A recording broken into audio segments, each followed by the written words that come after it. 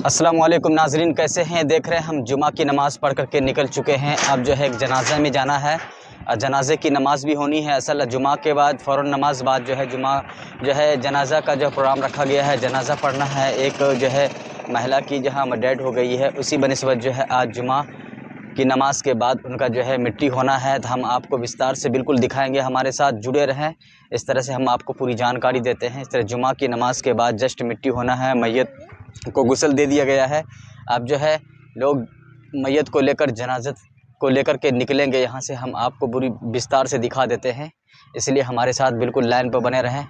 किस तरह से जो है वहाँ जनाजे की नमाज़ पढ़ाई जाती है और किस तरह से वहाँ उनको दफन किया जाएगा, हम आपको पूरी जानकारी हम दे रहे हैं कि आ रहे हैं। अब जो है उनको दफन के लिए जा रहे हैं लोग, आप देख सकते हैं।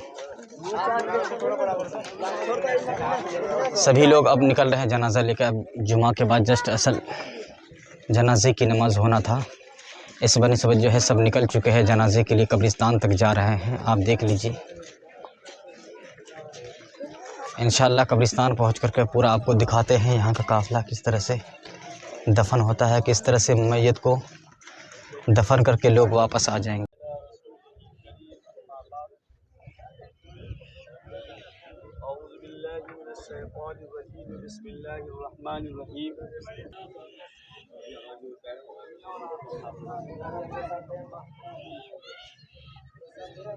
देखते हैं जनाजे की नमाज़ के लिए सभी हजरात बिल्कुल खड़े हो चुके हैं। बहुत काफ़ी तादाद में भीड़ भी है, आप देख सकते हैं। आपको पूरा बैकग्राउंड दिखा रहे हैं।